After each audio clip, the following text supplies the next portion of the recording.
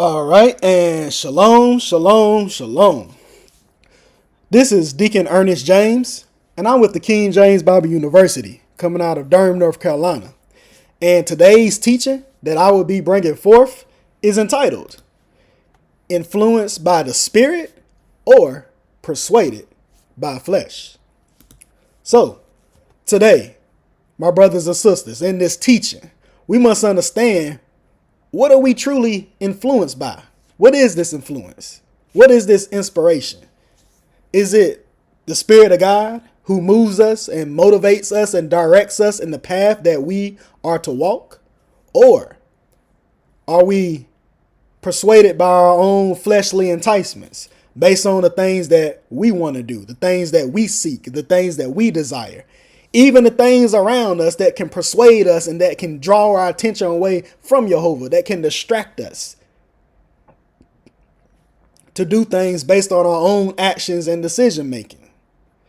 Because we have to understand that anything that we do should be by the will of the Most High God and not by our own will, not by our own desires and our own pleasure on the things that we want to do. See, our will should be His will. That's the whole point, because Jehovah's word is what gives us purpose and direction. But, however, if we aren't operating within His will, then that means that we are being driven away by something else, such as the cares of this world and the distractions of life, and not Jehovah's purpose for us in our lives. See, we have to look at the wind.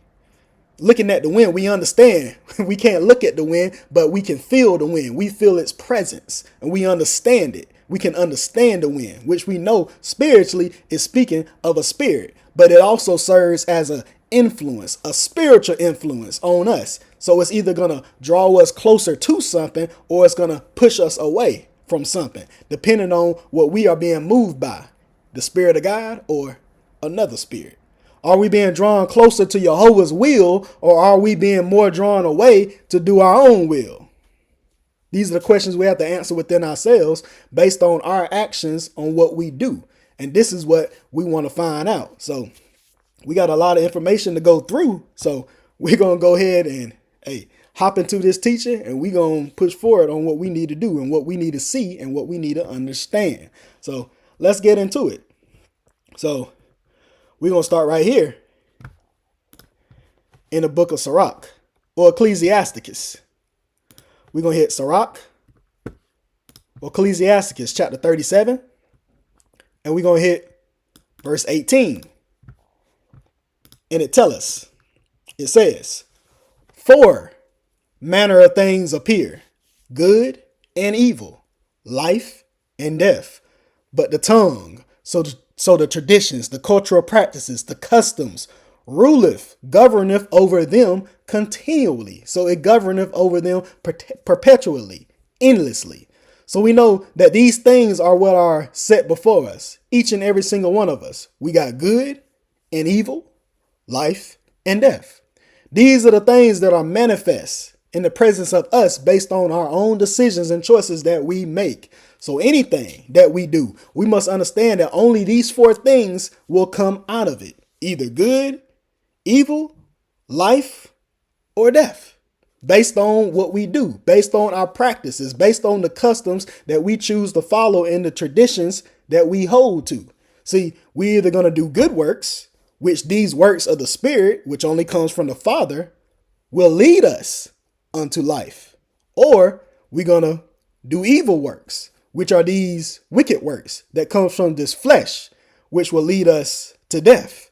But understand, we always hold that choice in our hand, in our power on what we're going to do.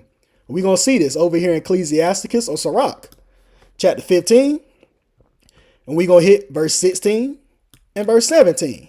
And it tells us, it says, "He have set fire and water in the presence of thee.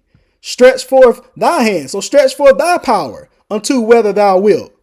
"In the presence of a male or female is life and death." That's a full thought. "And whether him likeneth shall be given him." So we see that this choice is in the presence of us, life and death. but it's continually before us. It's continually in the presence of us based on our actions and what pleases us and whatever we delight in. So we have to ask ourselves the question, is it actually to do God's will? Is that what is pleasing unto us? Or are we more pleased by the things in this world that brings us comfort? So what are we resting in?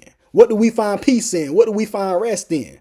Because understand, holding to this world is going to do nothing but bring us death, because this world is nothing. Everything in this world is death. It's corruption. It's confusion. It's ruin, which we're going to see something over here in Genesis chapter 6. We're going to hit verse 5. He tells us, he says, and God saw the wickedness of man was great in the earth, that every imagination of the thoughts of his heart was only evil continually. Yeah, because the thoughts of man's heart is evil continually, constantly coming up with all these wicked, evil devices of the heart, the things that we want to do, the things that we want to come up with. See, we brought this into the world. We brought this separation, this death unto us based on what we wanted to do, based on our own actions that we choose to do. That's contrary to Jehovah. We see it in Wisdom of Solomon, chapter 2 and verse 24. Wisdom of Solomon, chapter 2, verse 24. It says, nevertheless, through envy of the devil, so that evil one, came death, that separation from God, into the world. And they that do hold to his side do find it. So if we hold to the side of the adversary, if we hold to the side of the devil, the side of Satan, then we are going to find death.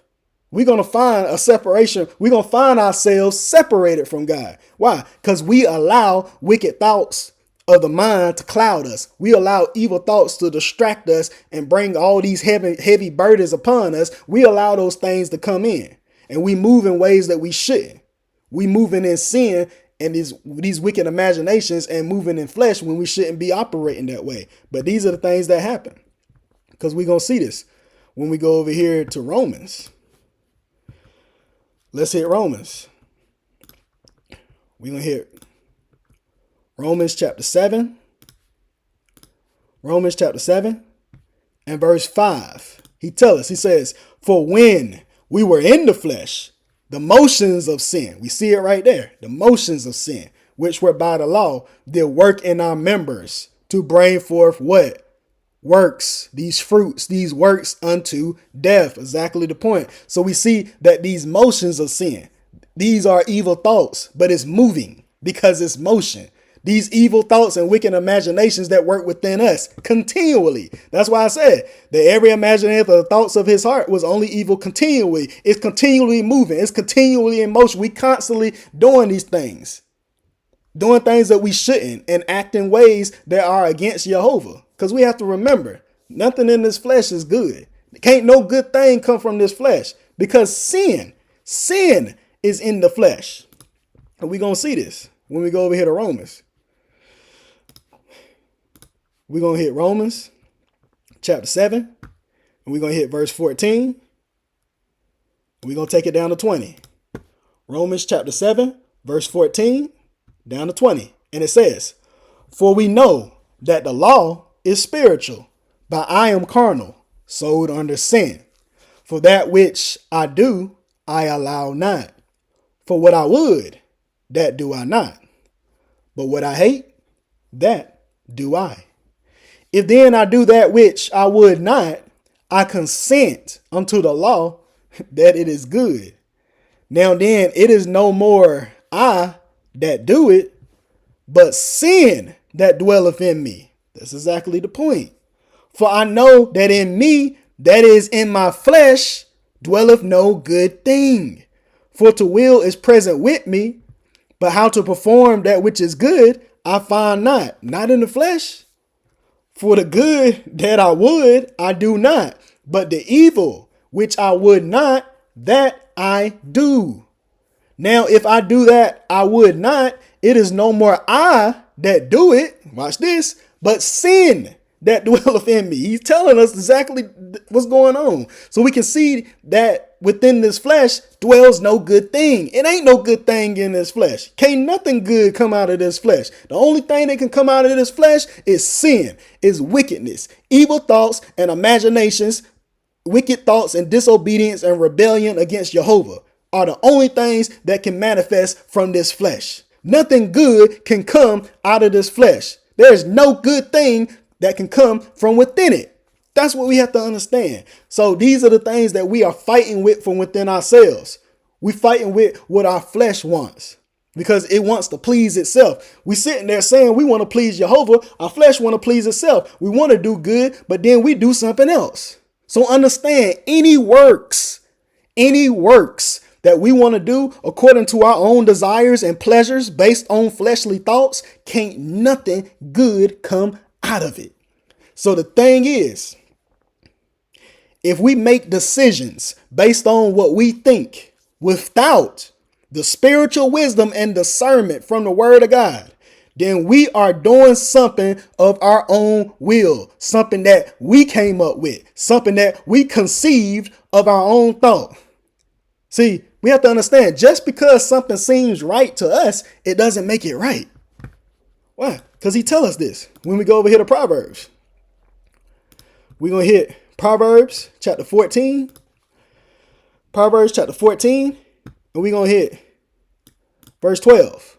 Proverbs 14 verse 12. And it says, there is a way which seemeth right unto a man, unto a male or female, but the end thereof are the ways of death.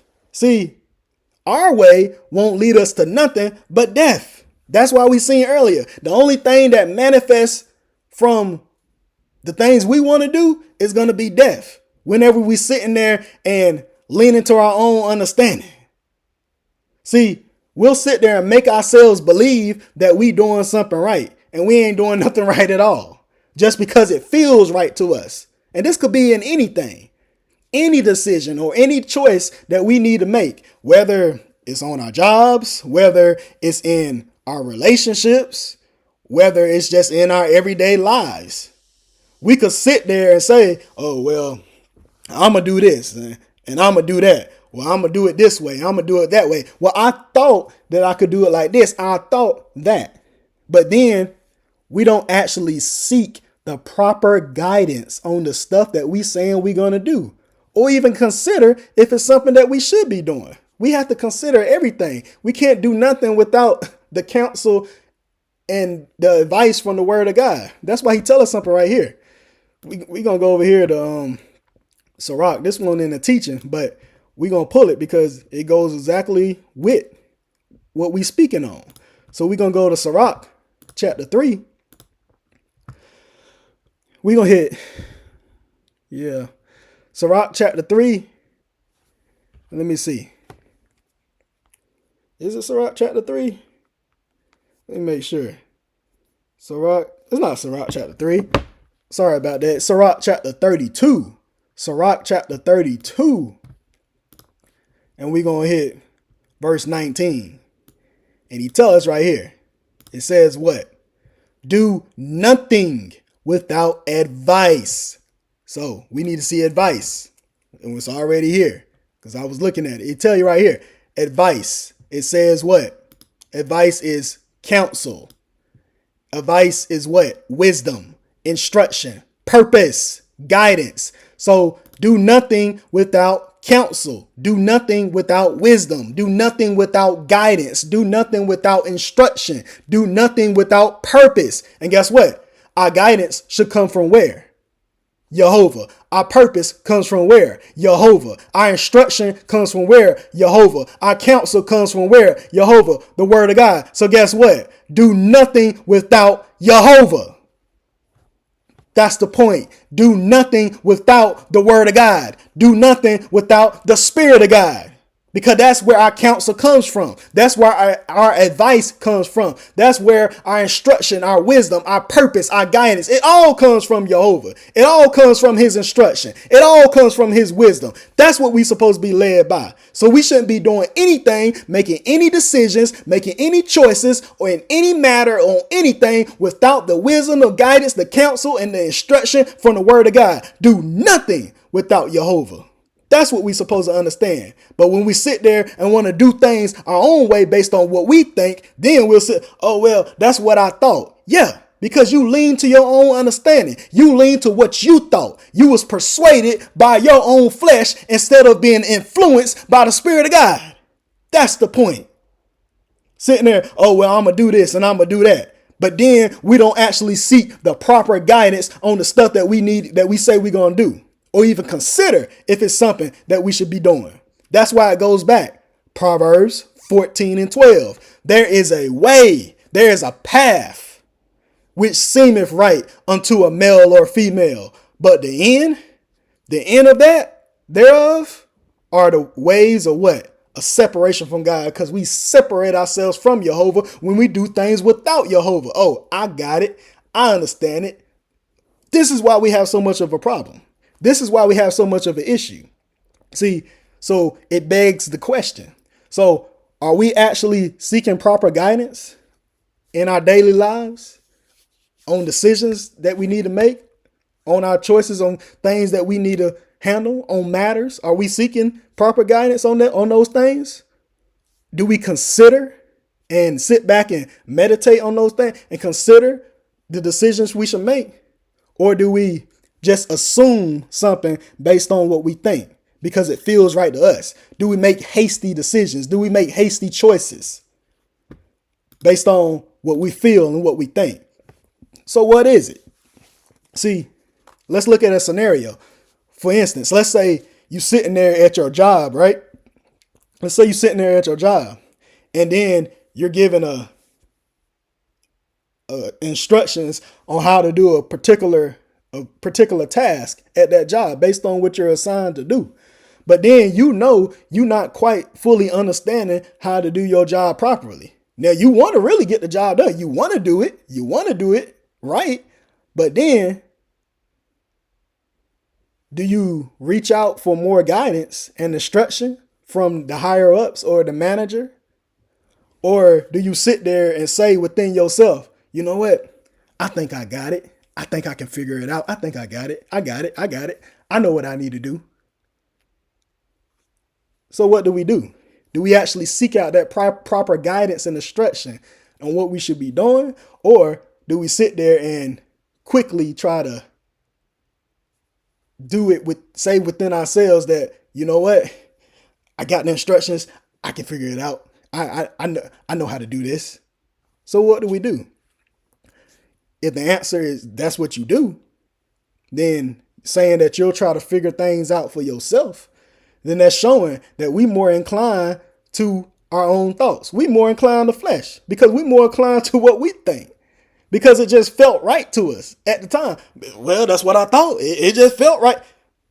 We don't seek out the proper guidance. We just do things based on what we think. And then when we do that, most of the time, we're going to end up messing something up or making things worse because we wanted to rely on our own ways of thinking rather than seeking guidance. So this is the same thing with Jehovah. Why? Because we work for him. He's our lead. He's our guide. He's our authority. He's our head. And we are here to serve him. And we all got jobs to do. We got to make sure that we stay in the book. We putting in the work. We studying to show ourselves approved. We coming up. We come here. We show up. We do what we need to do. Spread this truth. Continually learn what we need to do so we can hopefully be partakers of his kingdom. But how can we do that if we sitting there relying still on what we think and how we feel and not fully submitting ourselves to the spiritual guidance contained within this book? Within this book of remembrance that brings us to remembrance on the things that we need to be doing and the things that we need to understand. How can we do that if we're not fully submitting ourselves unto him, but we want to halfway do it? We want a half step. See, We want to half step, but then we still want to do things our way too. How can we do that? Because understand, anything that we do in this flesh, according to our own wicked thoughts and imaginations, according to our own will, according to the things that we want to do and what pleases us, anything that we do in this flesh, according to our own works, cannot please God. Anything we do in this flesh, according to the flesh, cannot please God. I don't care what you do. Nothing that we can do according to this flesh gonna please God. We might be sitting there thinking we doing something. Oh, well, I'm doing this. Okay, you sitting there, you doing it according to your own will, thinking we doing something right, and we really not. Then guess what? We not pleasing God because we doing it based on what we want it to do, on how we see things. Not how Jehovah see it, not how he telling us how to do it based on the instructions that he's giving us. No, we do it based on how we want to do it. So guess what? We still incline the flesh if we doing things like that. So anything we do in this flesh, it ain't no good thing that can come out that flesh. Nothing in this flesh can please God. He gonna tell us in Romans chapter 8, and we gonna hit verse 6 down to verse 8. He tells right here, it says, for to be carnally minded is death, but to be spiritually minded is life and peace. Verse 7, because the carnal mind is enmity against God, for it is not subject to the law of God. It's not under authority to the law of God, neither in works can be. The carnal mind is not under authority. It's not subject to the law of God. The law of God is spiritual. We see it right here. For we know that the law is spiritual, but I am carnal, sold under sin. So we operating with a carnal mind. It's not subject to the law of God. It's not subject to the spiritual things of God. Why? Because we thinking carnally. Verse 8. So then they that are in the flesh cannot please God. Exactly the point. Exactly the point. So there is nothing that we can do according to our own will and our own desires from our own flesh that can please the Most High. Understand that. So we sitting there, let's say we sitting there knowing that we need to study.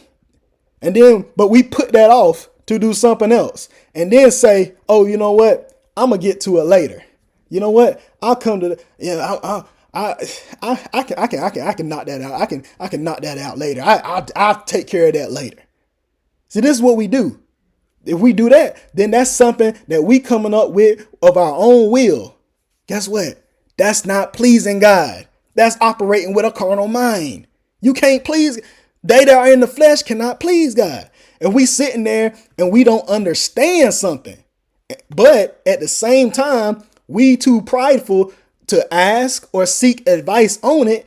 But then we sit there and say, you know what? I got it. And we make assumptions on things that lead to bad decisions, dumb decision making, and put us in dumb situations. Then guess what? That's not pleasing God. Why? Because we chose to rely on our own intellect rather than seeking the proper godly counsel for a decision or situation or matter.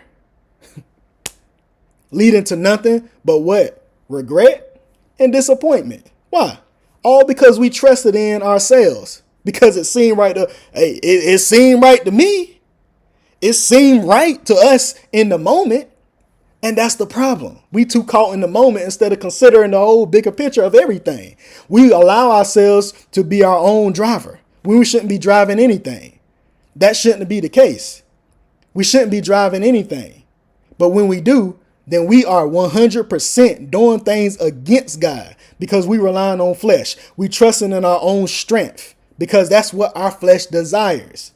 There is nothing good that can come out of it.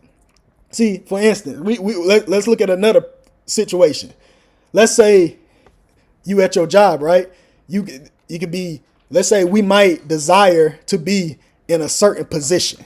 Let's say we desire to be in a certain position or status. Just like being at the job. You have people that seek manager positions or leadership roles. But the issue is they don't actually meet the qualifications for those actual roles or positions, but still seek and desire those roles, but don't actually meet the specific qualifications that's needed. And a lot of times we'll just seek it out for what? For more money, or we just want recognition, or for the need to feel like we have to be in control over something or have power over others because of our own insecurities. So we want to feel like we in power. These are some of the main reasons why these things happen. But these are all for the wrong reasons. But we'll do those things. We will make those choices without actually possessing the necessary skills and qualifications to actually get the job done and do it the right way. Then what happens? We end up making poor decisions and potentially bringing ruin to ourselves and to the entire company, all because we wanted to be in that certain position that we wanted. We wanted to have that certain status that we wanted for ourselves. That was our own will. But that was entirely based on our own fleshly thoughts and imagination from our own heart. Because that's what we wanted. But guess what? Just because that's what we wanted doesn't make it right. Do it. Just because we want something doesn't make it right. Just because that's something that we wanted to do. So we shouldn't seek to do things just to be seen, but truly understand how can we contribute to the company. If we understand that, we will seek to understand the role for us that best suits the company's needs and how we can help the success of the entire organization. Why? Because there's different departments within a company. Everybody does not play the same role. Everybody does not have the same position. You have managers, you have supervisors, you have dispatchers, you have regular workers, you have operations. You have all these different roles within a company, but everybody has to play their part. Everybody can't have the same role. That's the whole point.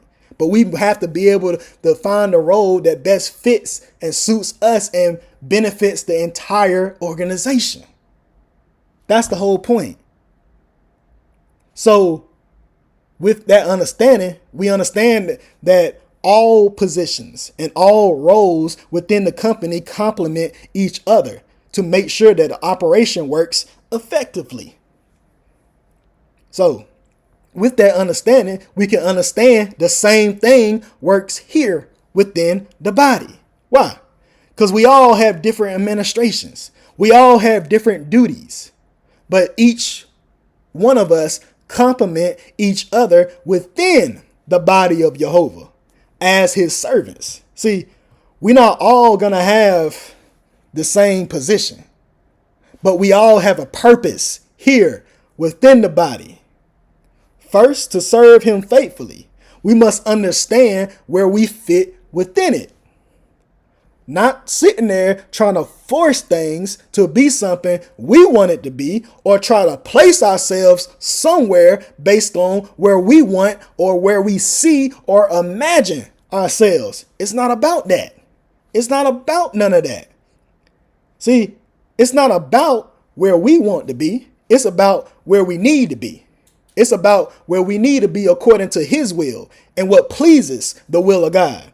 Because why? He's the head. He's the authority. And that doesn't belong to anyone but him.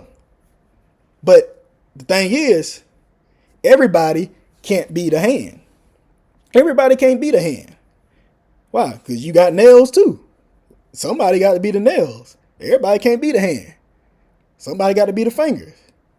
But guess what? They all play just as an important role as the other. Because if not, then they wouldn't be there. Understand the similitude. Everybody can't be the foot. Everybody can't be the leg. Everybody can't be the eye. Everybody can't be the mouth or the nose. But we all have a position and a role that we must play. Shoot, we might just be the pinky. We might just be the pinky toe.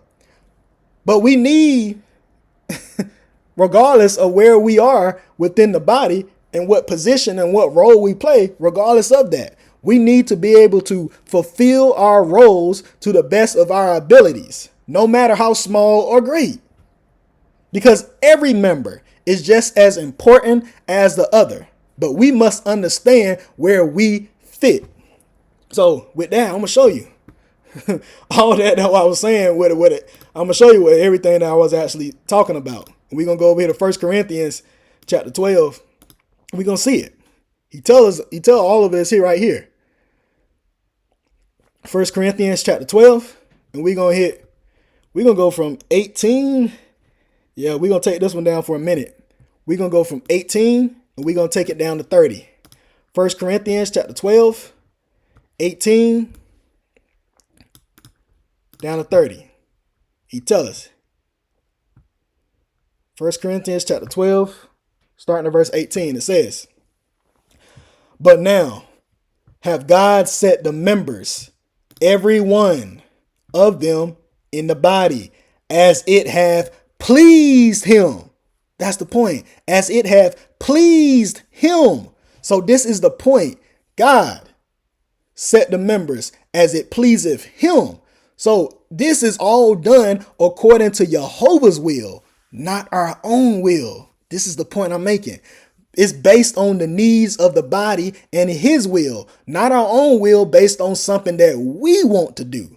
This is the point that I'm making. Verse 19, "And if they were all one member, where were the body? But now are they many members, yet but one body." Verse 21, "And the eye cannot say to the hand, I have no need of thee." It can't say that. Nor again the head to the feet, "I have no need of you." It can't say that. Because every member of the body is needful. Verse 22, "Nay, much more those members of the body which seem to be more feeble," so which seem to be weak, which seem to be frail, which seem to be more poor, "are necessary." Why? This is why I say all members are important, regardless of what position they play or what role they are in. That's why I said it shouldn't matter if we the pinky toe, because the pinky toe is just as important as every other member of the body, no matter how small it is. Because even in our own bodies, look at the similitude. We know that if you stab your pinky toe, or you hit your pinky toe on something or on the corner of a table or something, the whole body gonna feel it. You gonna feel it from head to toe. because the whole body gonna suffer. Or let's say that you actually lose your pinky toe, or your pinky toe got cut off, or it got amputated. If that were to happen, you would actually lose balance and stability to even be able to walk properly. Just by losing that one little pinky toe, you're going to lose balance and stability. Understand it. And then it'll even cause pain and discomfort, all from just losing that one little pinky toe. So the whole point is, even the smallest member, which seemingly seems the smallest role or position within the body, holds much value. That's the point. And is needed just as much as the other members. So we all have a position that we must play regardless of what position that we are in. So we can't sit there and feel like, oh, well, I don't feel like I'm doing as much. I don't feel like I'm doing as much as the next person. I don't feel like I'm doing enough. I feel like they doing more than me. I feel like I'm not as sharp. I don't feel like I'm needed. See, when we start doing that, guess what? There go them fleshly thoughts. There they go. Now we lean into our own understanding. It's coming in just like that. It's coming in and it's clouding us. And that's not what we should be doing. We need to understand our purpose. We need to understand what it is that we need to understand about ourselves. The purpose that Jehovah has given for us in our life. That's what we need to understand. You can't lean to those thoughts because those thoughts are vain thoughts from your own flesh weighing you down. And guess what? We know what? Can't no good thing come from that flesh. Nothing good can come out of that flesh. So we must understand everybody's role or position is important regardless of how large or how small it may seem. See, I'm going to give you an example. See, there's been times that we've been in the Zoom that we went in the back where there might have been one person that asked a question based on something that they needed to understand. And based on that one person asking that question and getting the answer that they needed, see, not only did they get clarity on what they was trying to understand, I'm sure majority of everybody that was back there was able to receive the understanding based on what that one person asked. That's happened plenty. I know y'all understand what I'm saying. This has happened plenty of times. One person asked that one question. And then when they get the answer for that, they ask that one question, then guess what? Everybody receive understanding. But that's the whole point. That one person who might have thought that they was weaker and needed help, who might have thought that they was more feeble, guess what? That one is the one that's necessary. Because just by you asking that one question, you help the entire body. Just by you having the courage and the faith to sit there and stand up and get the understanding on what you needed to know, you help everybody. Everybody got fed. That's the whole point. Because of your courage and faith. You asking that question might have helped somebody else out. That might have gave somebody else courage and faith to do the same. But that's the role that you played. Because we all here to support each other as one body. Many members, one body, but we must play our role and understand what it is that we should be doing. Not sitting there seeking to do something else. This is the whole point of everything I'm going through. Hopefully everything that I'm going through and saying actually makes sense because, I just want to make sure everything makes sense because everything is straightforward on what's being said. But he tells us, we're going to keep going. In verse 23, it says, and those members of the body which we think to be less honorable, upon these we bestow more abundant honor, and our uncomely parts have more abundant comeliness. For our comely parts have no need, but God hath tempered the body together, having given more abundant honor to that part which lacked. Verse 25, that there should be no schism, so no separation, no division in the body, but that the members should have the same care one for another. That's exactly what we was talking about. And whether one member suffer, all members suffer with it. Exactly. Or one member be honored, all members rejoice with it. Exactly to the point. Why? Because we all one body. So there's no separation. There's no division. See, the only time there's a separation or division is when it's something that we cause. It's when we trying to operate outside of what we are actually meant to do. It's just like, use your own body as an example, as the similitude. It's just like dislocating a shoulder. I mean, it's just like that. I don't know if anybody dislocated their shoulder before, but that mug is painful. That junk hurt. So, but that's what it's like. It's just like you might have dislocated any type of bone. But the only way it dislocates is when it's moved out of place. And then when it's moved, when it's either moved or it's forced out of place. And then once that happens, it causes severe pain and discomfort. So the whole body gonna suffer. You're gonna be hurting. That's just like when we sit there and we move out of place within our position that we supposed to play. When we sit there and we go outside our lane. Elder Jenkins, he said all the time, hey, stay within your lane. Stay in your lane. But when we move out of place, then guess what? We causing a schism. When we try to force ourselves into a position where we are not meant to be, then guess what? That's going to cause a dislocation. And this is something that we shouldn't be doing. We have to be able to learn our place and stay within our lane on what we are supposed to be. That's it. It's as simple as that. Verse 27. Now you are the body of Christ and members in particular. And God have set some in the church. First, apostles, so these ambassadors. Secondarily, prophets, so these mouthpieces.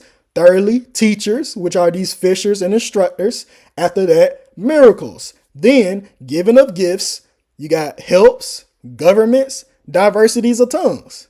Verse 29, he asking us, are they all apostles? Are they? Is everybody apostle? Are they all prophets? Are they all teachers? Are they all workers of miracles? Have all the gifts of healing? Do everybody that? Do all speak with tongues? Do all interpret? So he's asking us these questions because we all have different administrations. Everybody does not have the same administration, but it all comes from the same Spirit. We just got to understand our role in the administration that we are to play. We need to understand our role and our purpose on where we're supposed to be.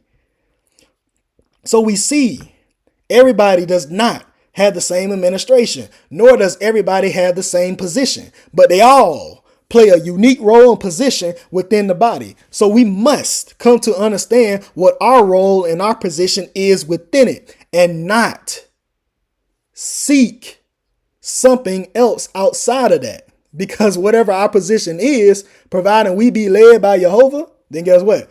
If we being led by the Spirit, then guess what? It's going to come naturally. Wherever we're supposed to be, whatever position we're supposed to be in, if we truly doing what we need to do and we truly being led by Jehovah, then guess what? He going to lead and guide us exactly where we need to be. And it's going to come natural. We going to know. That's the whole point. Providing we led by the Spirit. That's the point. Because he's going to direct and guide us according to his will and desire that he has for us. Not us sitting there. See, the thing is, we mess up. We jack up. We mess up. This is when we being persuaded by us. Well, when we being led by our own way. When we sit there and we try to lead, we try to guide and direct ourselves to what we want to be and what we want to do. Because when we do that, that's why we can have so many issues. That's why we can have these schisms that shouldn't be there. When we sit there and say, well, I want to do this, or I want to do that, or I want to be over here, or I want to be over there. We just make it about, guess what? I want to do. I. That's all we do. When we sit there and make it about ourselves. That's the whole point. That's why we have issues. But again, do we actually sit back and consider, is that where we are actually meant to be? Do we consider that? Just because we want to be somewhere, just because we want to do something? Do we actually sit back and consider? Is that where we're supposed to be? Do we consider it? Or do we even take it to Jehovah? Or do we even seek the godly counsel? Do we seek the counsel from Jehovah? Do we do that? Or do we just do things just based on what we want to do and what we think? Is it something that we want to do based on how we feel and what seem right to us? We need to answer these things from within ourselves. So when we sit in there and we try to force things, then that's showing we are 100% still relying on our flesh. We are sitting there relying on our own thoughts. we being persuaded. Not by the Spirit. We being persuaded by what we want to do and what we think. That's what's showing. we relying on what we think and what we desire rather than Jehovah leading us. And guess what? If we continue in that way of thinking, guess what? Romans 8:8. So then they that are in the flesh cannot please God. It's all going to come back around full circle. So we ain't never get away from it. We've been talking about the same thing every time. I'm just throwing different scenarios out there to help us understand what we talking about and what we need to see and what we need to understand. So no matter what we do, we can't please God if we're going to do things our own way. So that's the whole point that I wanted to make. See, we all have a position and duty within the body of Christ that we are to serve him. But it's not according to what we want and how we want to see ourselves on how we might want others to see us. It's all about serving Jehovah and doing what pleases him and doing his will. And once we truly focus our minds towards that and that only, then Jehovah can truly direct us into where we are supposed to be. This is what we got to do. So let's keep going. Let's keep going. Let's go over here to Psalms chapter 32. Psalms chapter 32, and we're going to hit verse 8. Psalms 32, we're going to hit verse 8. And he tells us, we see this is the Spirit of God speaking. It says, I will instruct thee. It ain't us, it's him. He's saying it. Jehovah saying, I will instruct thee and teach thee in the way which thou shalt go. I will guide thee with mine understanding. So we see that. That's Jehovah speaking. He's telling us he's the one that's going to guide us. So we have to truly learn how to be patient and trust in the voice. Trust in his instructions. And he's going to lead us in the path and the direction that we are supposed to be in. That's as simple as that. Because that's his will for us. Based on the way that he's leading us and guiding us, that's the will that he has for us in our life. That's the purpose for us, based on the way we are being guided and directed, because he's leading us with his understanding and instructing us in the way that we are to go. That's the whole point.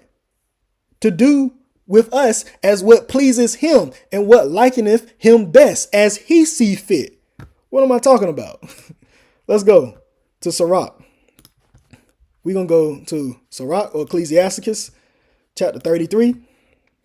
And we're going to hit verse 13.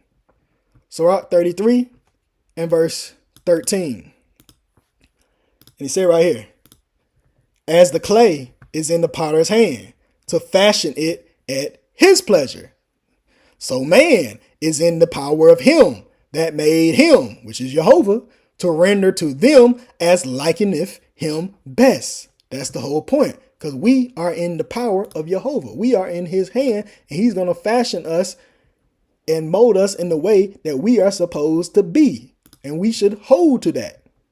So let's go to Psalms chapter 139, and we're going to hit Psalms 139, and we're going to hit verse 13 and verse 14.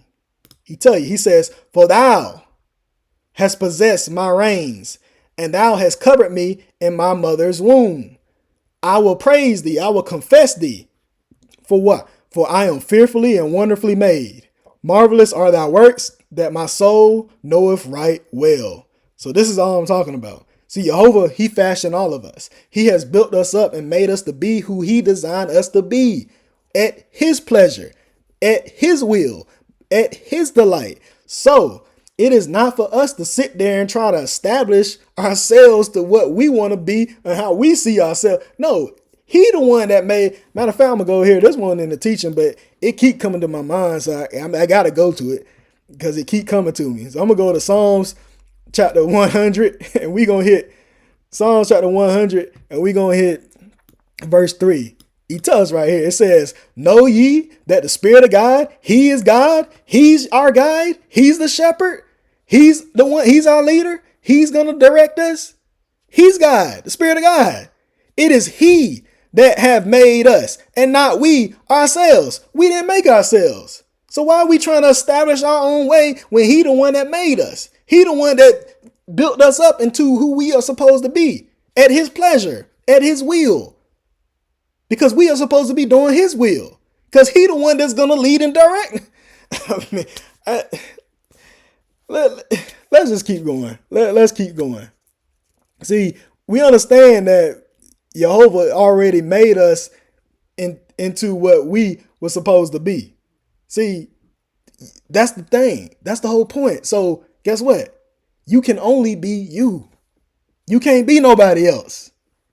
You can only be you. You just be the best you that you was made to be. You can't be nobody else. You can only be you. And that's one thing that I'm actually learning and still learning. So it ain't like I said, I'm always anything that we speak, I'm always included in this because we all in the same boat. We all one body. That's the point. So we all included in this. So same thing goes for me. I can't be nobody but Ernest. I can't be nobody but Ernest. I can't be nobody but who I was made to be. How Jehovah made me and for the purpose that he made me for. Because the moment I try to sit there and try to force myself to try and be something else that I'm not, then guess what? I ain't going to do nothing but make myself look crazy. I ain't going to do nothing but embarrass myself or make myself feel dumb or stupid. That's all that's going to happen because I've done it. I've sat there and felt like, trying to do something that I'm not, and then what that turned into? I make myself look dumb. That's all that happens. Digging my own ditch because I wanted to go outside of my lane and put myself somewhere else where it wasn't meant for me to be. See, it's not meant for us to do that. Don't do that. That's the point I'm making. Don't do that. We are just supposed to be servants, faithfully serving our God and submit ourselves humbly to Jehovah. And he is going to instruct us and teach us in the way that he needs us to go. The way wherever he needs us to be, that's where he's going to place us at. And that's the way we need to go. That's the whole point. But the issue is when we, for whatever reason, when we go outside of that and we start relying on our own reasoning and decide we want to be in charge of things or do things how we want to do it. We want to be in charge of our life. We want to direct our life. We want to follow our own way, thinking we doing something good. It seemed right, but guess what? We ain't doing a daggone thing but leading ourselves to hell. All because we doing something that's pleasing to us, that pleases our flesh, but not understanding that we're not placed here to please ourselves. We're not here to do our own will. But when we sit there and we still do that, then it's showing we ain't got no type of control. It's showing that we ain't got no restraint over our own actions. It's showing that we not being considerate of our decisions. So that's why it goes right back over here. The Psalms. It goes right back. The Psalms chapter 32. Psalms chapter 32. And we're going to hit verse 9. He telling us a little bit more. He says, be ye not as the horse, so the one that got that doctrine, his own doctrine, or the mule. So this ass, this donkey, which have no understanding, whose mouth must be held in with bit and bridle, lest they come near unto thee. Why? Because that mule is going to be stubborn and hard-headed. It's going to be disobedient. It's going to refuse to hearken unto instructions, being all over the place, trying to sit there and buck with you. Why? And it's mixed. So it has a mixed understanding. A mule is mixed. It's an ass. It's a donkey. It's stubborn. It's hard-headed, but it's mixed. That's why we say, how can we sit there and seek to do the will of God, but we seeking to put our own little spin and put our own little understanding in there too? We seek our own desire, but then claim at the same time that we trying to serve God. How we do that? That's unstable. That's mixed. You can't be moved by the Spirit and you fall in your flesh as well. See, that's trying to go in two different directions, and that's confusion. We can't make any progress that way. That's why we seen at the very beginning of this teaching, based on our choices and decisions, based on our reasoning of doing things. The only thing that's going to come out of that is four things: good, evil, life, and death. So if we're influenced or persuaded by the Spirit of God working in us, then we will do the things of God. We will do the will of God. We would seek to please Jehovah, and that would be our focus, and not it being on our own selves. But if not, if we not influenced by the Spirit of God, then we being persuaded by another spirit that's not of God, a rebellious spirit that won't follow the instructions of Jehovah, but likes to kick, but likes to rebel and resist, that likes to struggle against the ways of God. Most High telling us something, we say, no, we gonna do something. We like to kick back. We like to sit there and fight against it. See, that's what happens. See, if we not being led by the Spirit of God, then we being led by another spirit that's not of God, that's sitting there within us. You see it in Isaiah chapter 30. He gonna tell us. Isaiah chapter 30, we're gonna hit verse 1. And tell us, it says, woe to the rebellious children. So to the stubborn children, to the stiff-necked, the hard-hearted children, saith the Spirit of God, that take counsel. So that take advice, that take wisdom, instruction, and guidance, but not of me. That's why I said earlier, any counsel should come from Jehovah. But we taking some instruction and guidance that's not from him, he telling you. And that cover with a covering, but not of my spirit, that they may add sin to sin. So we covering with another spirit that's not of Jehovah. Why? Because if we not covered in Jehovah's spirit, then we covered in something else, such as what? Pride, such as lust, envy, violence, wickedness. See, we automatically going to do something automatically contrary to him. Because if the Spirit of God is not leading us, then it is impossible for us to properly walk upright. If the Spirit not leading us, then how are we going to walk upright? How are we going to do anything right? Because he even tell you right here. Let's go to James. We're going to hit James chapter 2. James chapter 2, verse 26. He tell you right here. He says, for as the body without the Spirit is dead, so faith without works is dead also. But we see the body without the Spirit is dead. So we dead without the Spirit of God. We dead. We separated from God. We in spiritual corruption, just like zombies walking around. So when we choose to rebel, especially when we told to do something and we don't do it, and we refuse to do it, then it's showing we operating without the Spirit. Just like a dead body walking around. We choose this because we trusting in our own advice, in our own wisdom, or in some worldly advice or wisdom that some man or woman done told us, and it don't align with nothing in the scripture. But we'll sit there and hearken unto it from what people of the world done told us. Somebody done told us something. We say, you know what, that sounds good. We'll sit there and listen right to it because it sounds good to us. But guess what? That's pleasing your flesh. That's why it sounds good. It sounds good to us because it's going to please our flesh. But we'll be satisfied with that rather than the counsel from the word of God, which is pure, which is the only thing that's pure. But you have these people out here who they want to go and seek counsel and seek advice from these other things of the world. Just like you have these psychologists. You have people, they put their trust in these mental health therapists of the world. And they ain't doing nothing but giving you some educated, worldly advice that might help you, seem to help you be stable according to the worldview. But the thing is, what can they actually give you on guidance as far as your spiritual health, as far as your spiritual journey and your spiritual duties? Telling you they're going to diagnose your mental health issues. And they specialize in the mind and behavioral things. How? how does that actually work? Based on man's wisdom, based on man's understanding.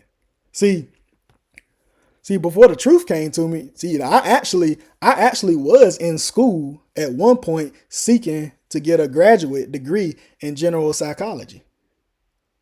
See, I actually had aspirations to be a mental health therapist. That was actually what I was actually aspiring to be at one point. But for whatever reason, while I was in those classes trying to get that degree, I was conflicted with what was being taught and what I actually believe. And I don't even know why. See, I couldn't even explain it. It just came one day where I just sat down. I was just like, you know what? I can't do this. I just don't. Yeah, I just don't want to be here anymore. That's literally what happened. So I just quit. I just walked away and I quit. But now I can understand it more, because the deeper and deeper I would have gotten into that, the deeper and deeper I would have been caught in worldly wisdom. And more things I would have had to throw away, and more things I would have had to get rid of, and more stuff I would have had to put in the trash, because it would have been so many things that would have conflicted with the knowledge of the Most High. Because man's wisdom is nothing to God. Because we can see this when we go to 1 Corinthians chapter 3. 1 Corinthians chapter 3 and verse 18. We're going to hit 1 Corinthians chapter 3, verse 18 and verse 19. And it says, "Let no man deceive himself. If any male or female among you seemeth to be wise in this world, let him become a fool. So let him become unwise, that he may be wise." So it's a flip around. So see, we think, according to the world believes that having these degrees and all these things makes us wise. Yeah, that's in the world. That's how the world sees prosperity of being successful in this life, if you do that. But then after that, after this world pass away, then what? What is that degree going to actually do? It's going to stop after this life. It's going to perish after this life. See, I have a bachelor's degree in criminal justice, and then went back to school to get a master's in general psychology. But guess what? Didn't do nothing with it. It served no purpose. Only thing that came out of that is college fees. That's literally the only thing that came out of that. So can I truly say that I got anything needful out of it? No. Shoot. I can't even remember 90% of the stuff that was actually taught. So, but then after actually leaving and quitting, I sat there and beat myself up about it, thinking like, man, well, shoot, you ain't do nothing with it. You just wasted your time. Dang, I could have been this. I could have did that. I could have had this type of lifestyle if I would have kept with it. I could, all these thoughts used to run through my head. And I'm sure there's others that's actually here who might have went to school for something and even gotten their degrees. And then after you got that degree, you realize like, shoot, you ain't even really want to do what you actually went to school for. You just went and when we was in the world, we just went and did something like, oh yeah, I want to do this. Then you went and did that. Then once you finished, you like, well, dang, you don't even do nothing with it because you realize, hey, you didn't even really want to do it. So, but the thing is, it ain't no reason to look back and say, well, dang, I should have did something with it. I should have did that. Dang, I jacked up here. We shouldn't worry about those things. Now at this point in our life, none of those things matter because all those things is counted as loss. Why? In order to gain something greater, which is the knowledge of Jehovah. That same knowledge that can give us eternal life. So there ain't nothing in this world, it ain't nothing that this world can offer us that is greater than that. I'm going to show you what I'm saying. When we go over here, we're going to come back over there to 1 Corinthians, but we're going to go over here to Philippians chapter 3. And we're going to hit verse 7 and verse 8. And he tell us something. He said, "But what things were gained to me, those I count at loss for Christ. Yea, doubtless, I count all things but loss for the excellency of the knowledge of the anointed way of salvation of my Creator, for whom I have suffered the loss of all things, do count them but dung." They ain't nothing. "That I may win Christ." So that's the point. So we have to become back over here, we have to become unwise to the wisdom of this world, that we may become wise to the knowledge of Jehovah. We have to lose the pleasures and the things we want out of this life so we can gain the greater things in Jehovah. So we have to stop chasing behind the peace and the prosperity of this world for some temporary satisfaction and understand what real prosperity is. And that's resting in Jehovah's way and what he has given us and the purpose that he has directed for us in our life. See, but if we don't do that, if we don't understand that, then when we sitting there and we learn truth, then it's hard for us to let go of the things that we learned in the past, because we're going to try to sit there and mix doctrine. We're going to try to sit there and mix it. We're going to try to mix what we learned from the world and try to mix that with the truth. And guess what? That's being a mule, because we don't want to let those things go. We stubborn. We hard-headed. We want to mix. We can't mix God's word with something that does not align with it. It's always going to cause a schism. It's going to cause a separation. It's going to cause confusion. Because if we being led by Jehovah's counsel, then he's going to direct us in the path for us to go anyways. Even in career paths, even in the things that we doing. But that's what he says, seek the kingdom of God and his righteousness, and all these things shall be added unto you, because he knows what's needful to us, and he will place us exactly where we need to be. But we need to trust in him, not in our own ways of thinking, because it's going to be where we should be, not doing something based on something that just because of something that we wanted to do, but rather where we was led. So that's why we must let go of our own understanding of this world, so Jehovah can fill us back up with what we need to truly do to prosper in his way. Let's get back over here. 1 Corinthians chapter 3, verse 19. For the wisdom of this world is foolishness with God. For it is written, he taketh the wise in their own craftiness. So it goes right back to what we're speaking about. We seeking worldly wisdom and worldly knowledge. We shouldn't be seeking that. Such as these worldly therapists, saying that they're professionals in the study of the mind and the behavior. How is that? When they rely on carnal wisdom, when they rely on something that man came up with based on what man thinks. We already seen earlier, Genesis 6:5. Matter of fact, shoot, I'll go back over there.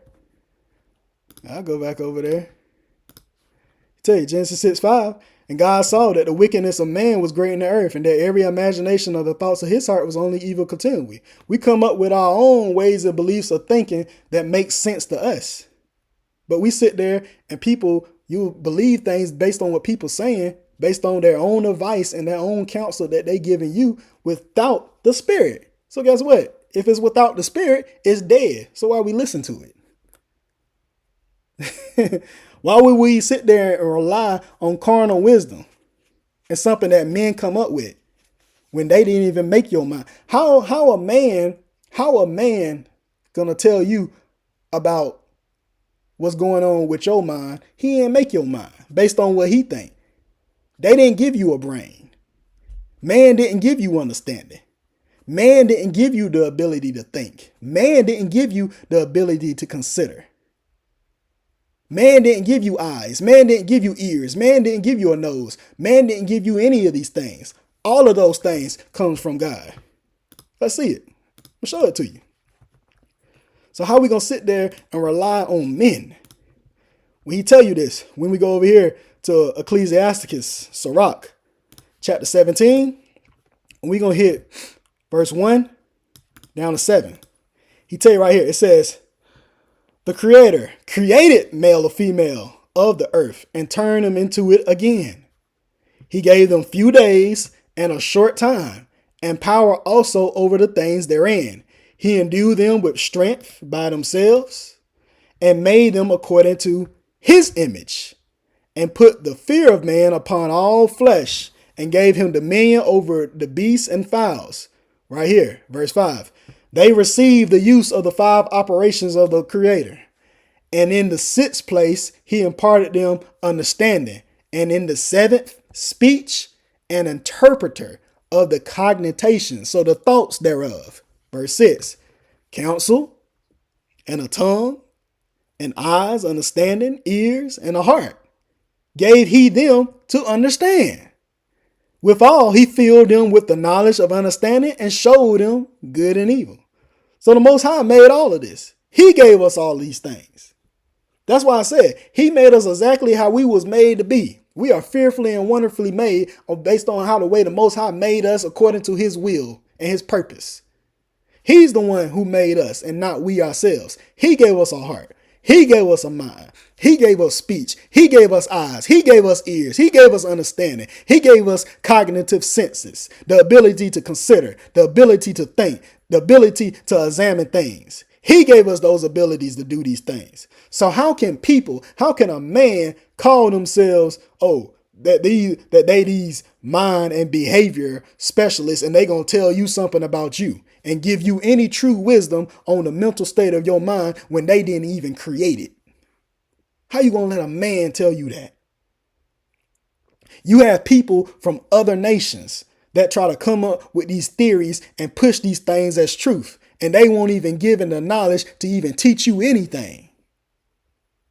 The Most High only sent the word into Jacob, and it lighted upon Israel. So how can somebody else teach you about you, and they didn't even make you? They don't even understand you. They didn't even create you. They didn't design you. How can flesh teach you about spiritual things? People sitting there paying all that money to some person to hear them tell them something about them to make them feel good. Just to feel good in the moment. And then next week, we right back to the same mentality we was before we left out of that room. Now you got to come back next week and spend more money to get some more carnal advice. And all they doing is giving you worldly knowledge to satisfy and pacify your flesh. But then your spirit is still suffering. Why? Because the spirit, the mind, the soul can only be healed and restored by the word of God, because he made it. That's the point. The Most High, he made it. So guess what? He's the only one who can restore it. He's the only one that can put it back in the right path where it should be. He's the only one that can restore you. This is the point on why we cannot trust in flesh by any means. That's why we see this here. When we go over here to Wisdom of Solomon. Let's go to Wisdom of Solomon, chapter 16. And we're going to hit verse 12. He tells us, he says, for it was neither herb, so it was neither provision, nor mollifying plaster. So no temporal stuff, no earthly stuff, these temporary fixes that restored them to health. It won't none of that. But what? But thy word, O Lord, which healeth all things. That's the point. It's the word that heals us. It's the word that restores our mind to health. Not no temporary fits, not no prescription medications, not no self-help books, not sitting there getting some temporary feel-good advice that you paying for each week. Not even the physical things.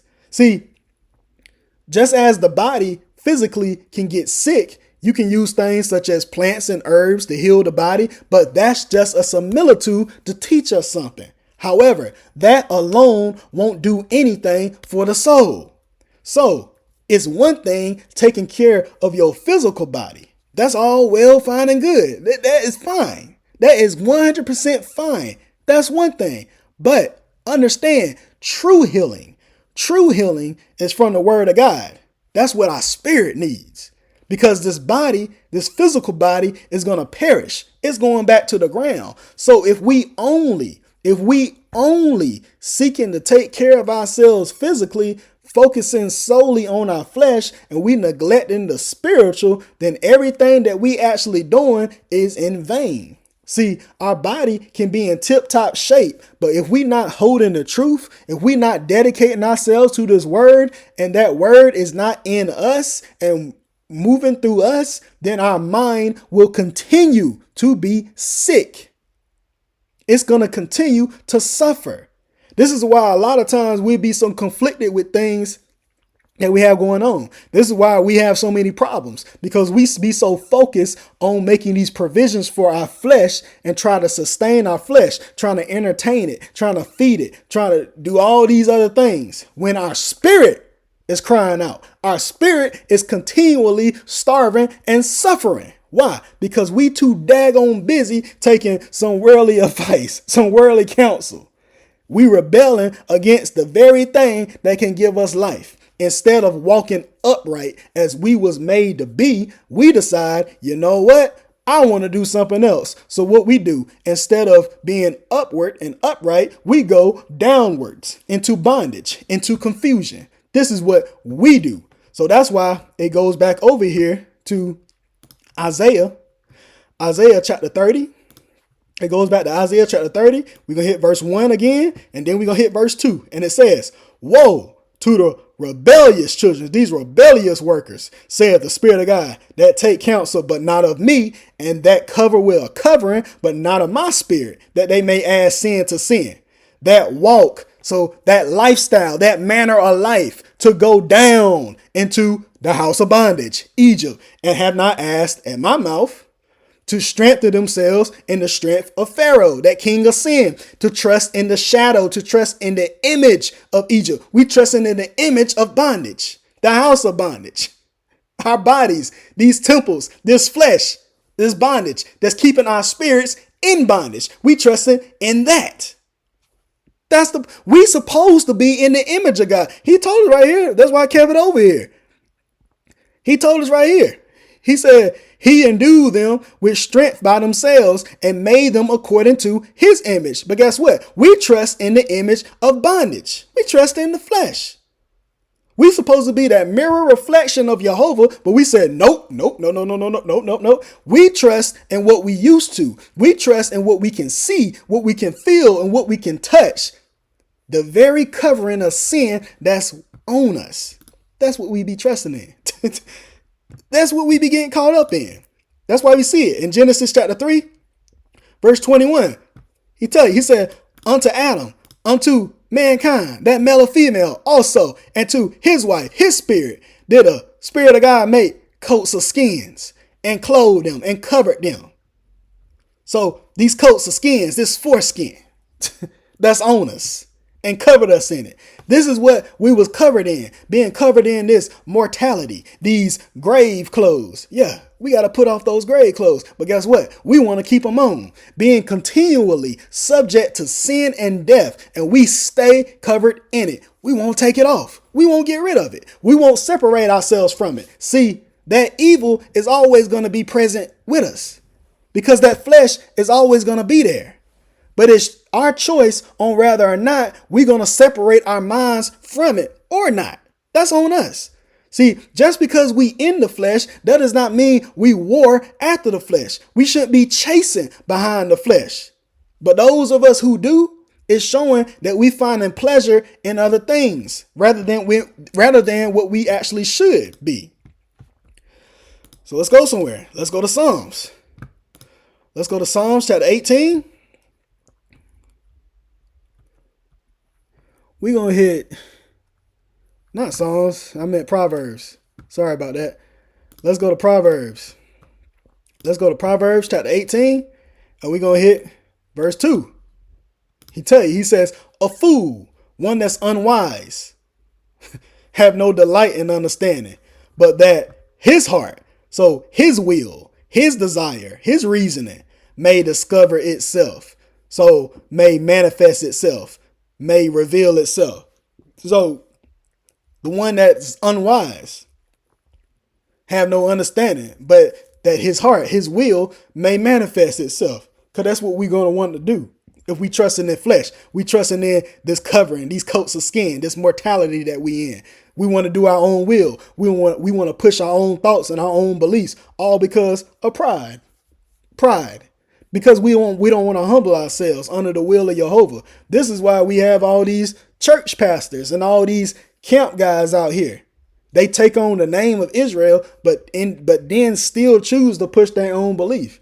Even when they hear what the truth is, they still choose to reject the truth. Why? Because they don't want to humble themselves. They too daggone prideful to admit that what they doing is wrong. So they'll allow that flesh to be their strength, showing the Spirit of God ain't what's influencing them. They persuaded by flesh. They influenced by their own fleshly thoughts and desires. The Spirit of God ain't got nothing to do with them. They being influenced by their own desire, but then they don't think so. But that's why we have so much of a problem. As we see, we're gonna go over here to Psalms chapter 10.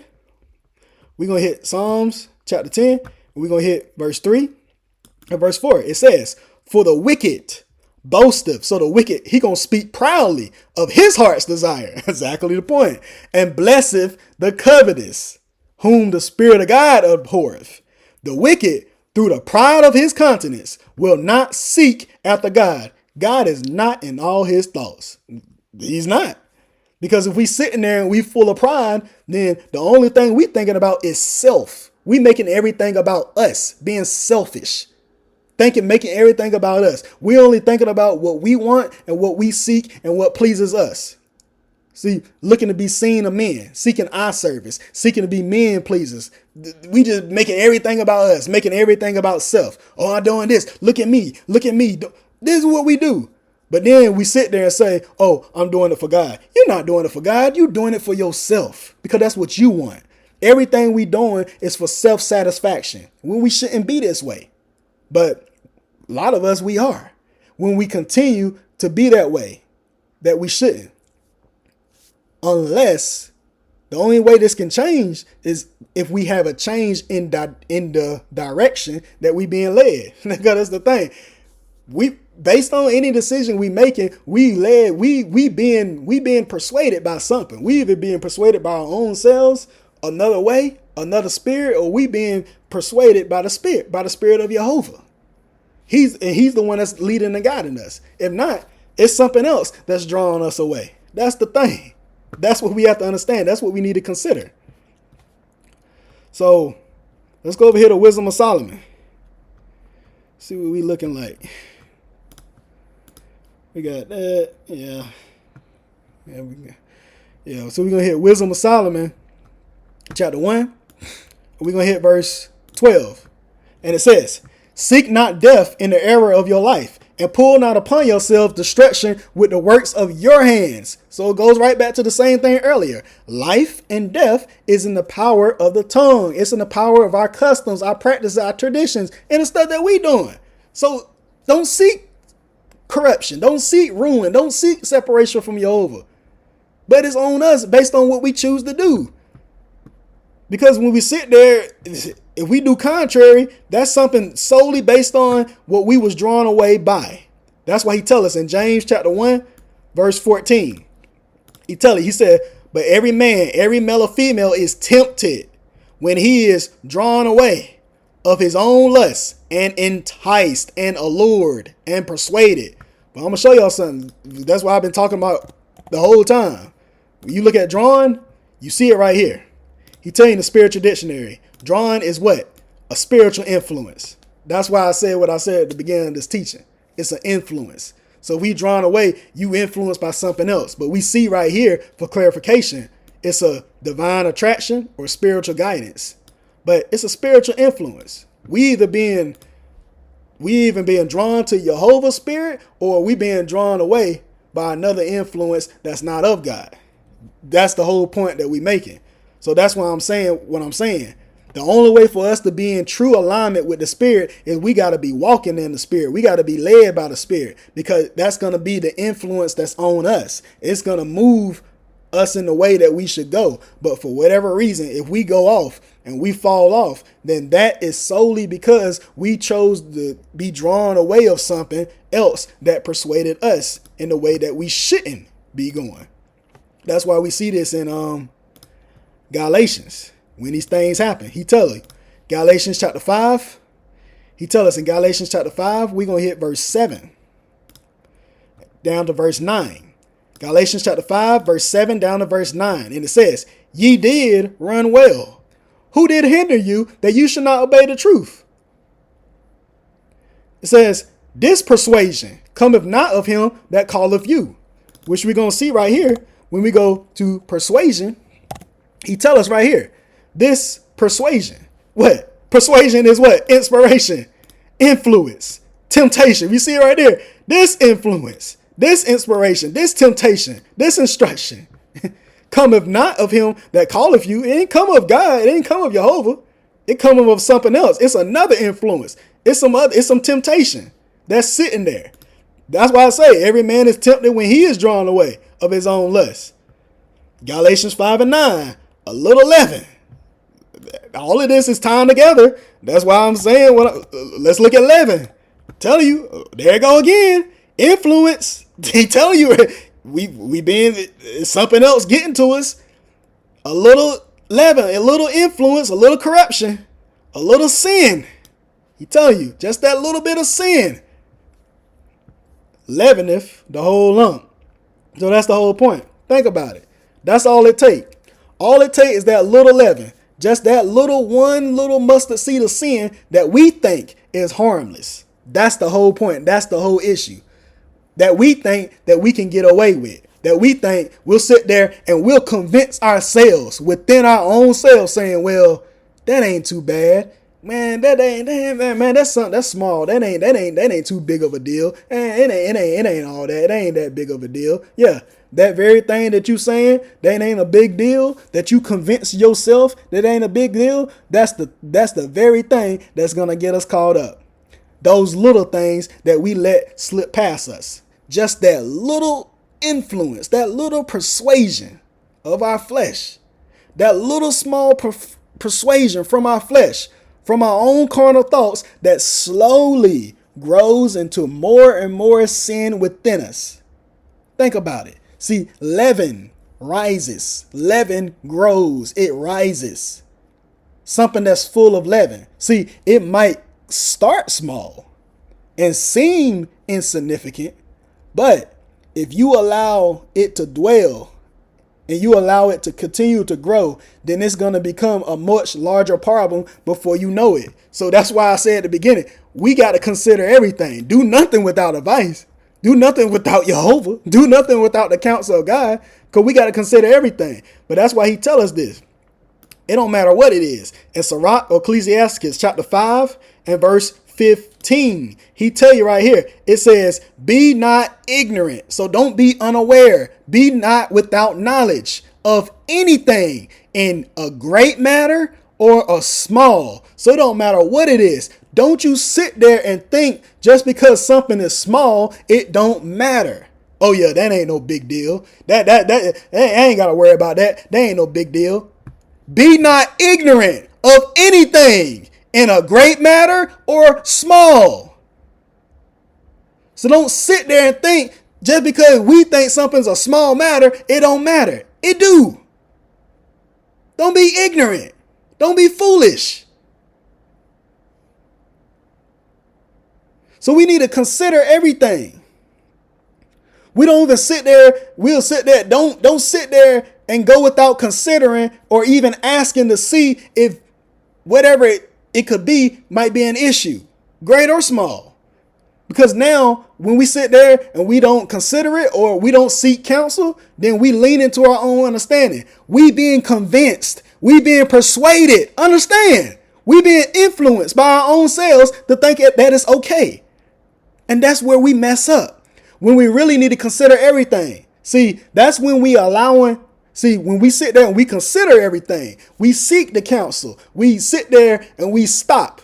We shut down. Like, you know what? I need to figure out what's going on. I need to seek out godly counsel. You bring it to Jehovah. You seek out that godly counsel. He going to give you one of them pastors according to his heart. They're going to feed you with the knowledge. We sit there, you seeking it out. We trying to figure out what's going on. Great matter, small matter. It don't matter. When we doing that, that's when we allowing the Spirit to lead us. When we consider the purpose behind things and seek Jehovah's counsel on it. Not just the big things, but the small things too. Because those are things that can grow into something larger and worse. So don't be ignorant. Don't ignore any potential issue that might pop up in our life. Because you never know what that could possibly turn into. So we don't want to get caught asleep. Don't get caught asleep. Because we need to understand the purpose of things and what we actually need to be doing. So we're going to look at something because we need to see something. We're going to go over here to Job. We're going to look at something in Job. We're going to go to Job chapter 33. We're going to hit verse 14 down to 17. He said, for God speaketh once, yea, twice, yet man perceive it not. in a dream, in the vision of the night, when deep sleep falleth upon men. That's key. When deep sleep falleth upon men, in the slumberings upon the bed, then he openeth the ears of men, and sealeth their instruction, that he may withdraw male or female from his purpose, and hide pride from man, because that's the whole point. So it's not for us to find our own will and intent in this life. It's not for us to find our own will and intent and purpose in this life, but for us to follow Jehovah's purpose that he has set for us. So that's why this flesh got to go to sleep. That's why I said, deep sleep falleth upon men, because this flesh should be asleep. We should not be concerned with the cares of this world, because we have to understand that this can work in two ways. Either our flesh going to be asleep, or our spirit going to be asleep. So we're going to see both so we can understand it. You understand, hey, how this is working. So we're going to start over here to Matthew. So let's go over here to Matthew chapter 8. We're going to go to Matthew chapter 8. And we're going to hit 24. Yeah, we're going to hit Matthew chapter 8. And we're going to hit verse 24 and verse 25. Watch what happens. Matthew chapter 8, verse 24. And it says, and behold, remember, there arose a great tempest in the sea. So we know this great tempest, this is a spirit, but it's a violent spirit. It's a boisterous wind, a violent spirit in the people. So we know there's a violent spirit in the midst of the people, insomuch that the ship was covered with waves. So it's covered with waves. These waves is confusion. These waves are tumults and uproars. There's a whole bunch of craziness going on. But watch this. But this is talking about Yahushua, Jesus. But he was asleep. Did we catch it? All this confusion, all this turmoil, and all this craziness going on amongst these people, Yahushua asleep. He sleep. So this is the point. See, you have all this confusion and craziness going on amongst them. These tumults and this rioting, all this craziness happening around them, and Yahushua is asleep. But it's not saying he's being idle or he's being slothful. It's saying he's asleep, meaning his flesh is asleep. Why? Because he's not concerned with the cares of this world. He's not concerned with the things that's going on around him, the craziness that's happening. But his disciples, see, they the ones that had the issue, because you're going to see even how they said it in verse 25. And his disciples came to him and awoke him and said, Lord, save us. We perish. See, they sitting there thinking they about to die. Because all this craziness and all this tumult and this confusion that's surrounding them, they thinking they about to be destroyed. They thinking that they about to perish in it. But he ain't concerned with it, but they are. So all this confusion and commotion going on, Yahushua asleep. He's at rest amongst the confusion that's around. Why? Because we supposed to find rest in that word. Jehovah, the one that brings us rest. We can find peace within the things that he gives us. That word that's in our heart. It don't matter what goes on around us. Why? Because he's asleep from the cares of this world. All the cares and the distractions of this world that's going on. He ain't worrying about that. That's not going to distract him. But the disciples, they bothered by it, because at this point right here, they still worried about flesh. They still worried about worldly things. This is how it is when we get caught up in carnal ways of thinking. We should not allow the confusion, the noise, and the distraction around us to disturb our inner peace that we shall have in Jehovah. We should not allow the confusion, the noise, and the distraction that is around us to disturb our inner peace that we should have in Jehovah. But how many of us actually allows that to happen? How many of us actually allows this to happen? How many of us allows the noise to distract us? How many of us allow that? How many of us allow the noise to distract us and make us lose our focus? How many of us allow the confusion and the turmoil and the uproar of worldly things craziness going on around us to distract us and make us lose focus, to make us fearful, that we allow to drive us crazy and drive us all up and down the wall. How many of us allows this to happen? See, this is the point. See, we should be asleep. We should be asleep to the cares of this world. We shouldn't be concerned with that. We shouldn't be concerned with what's going on. We shouldn't be moved. We shouldn't be moved by fleshly things. We're supposed to be rooted and grounded in the truth. We shouldn't be moved by these things, but we are. And because of that, that's why we need a spirit. That's why we needed the spirit. That's why we needed that helpmeet. So he gave us that helpmeet. This is exactly what we seen that happened with Adam. That was the whole point of it, because we needed that. Oh, here we go. I'm going to go to, it's starting to act crazy. I'm going to go here to Genesis chapter 1. Look, just like Deacon Ant told me, he told me how to do it. So I'm going to go here to Genesis. Man, hey, wait a minute. let me go to Genesis. Wait a minute. Hold on. Let me try it this way. Okay. Genesis chapter 1. All right, there we go. I got it. I'm catching on to it. All right, so we're not in Genesis chapter 1. I just need to go there so I can get it straight. But we going to be in Genesis chapter 2. Genesis chapter 2 and verse 21. Because we can see this here. Genesis chapter, because this is exactly what happened to Adam. Same thing. It said, and the Lord God, the Spirit of God, caused a deep sleep to fall upon mankind. And he slept. And he took one of his ribs and closed up the flesh in replacement thereof. So he replaced it. So Jehovah gave us his spirit in replacement, but he put the flesh to sleep. That's the point. But then we received the spirit, but the flesh was supposed to be asleep. Because once we received the spirit in replacement, then he gave us direction and purpose and guidance.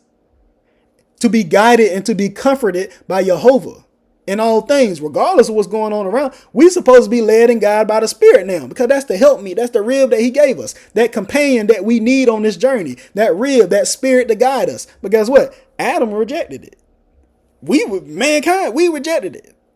Just as a lot of us would choose to do today, because we allow ourselves to be consumed in the distractions of this world. We lose focus. We get all flustered because of all this stuff that goes on around us. And see, instead of putting our flesh to sleep, what we do, we wake it back up. Hey, get back up. Oh, hey, I need you. Look, we go back to what we used to. We wake our flesh back up. We wake it back up. Now we sit there and prioritize worldly concerns over living according to our spiritual duties because we sleep. Did you catch it? So we're gonna see the flip side. So now we're gonna see the difference of being asleep in the cares of the world. Instead of putting our flesh to sleep, we sitting there, we caught up in the other stuff. Now we being slowful. Now we being caught up in worldly things. We're going to see this over in Matthew right here. We're going to hit Matthew chapter 26. Matthew chapter 26. And now we're going to hit verse 37. We're going to hit verse 37 and we're going to take it down to 43. We're going to hit verse 37 to 43.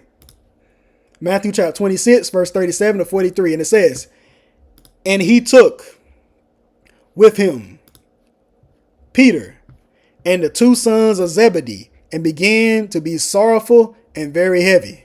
Watch this. And then he saith unto them, my soul is exceedingly sorrowful, even unto death. Tarry ye here and watch with me.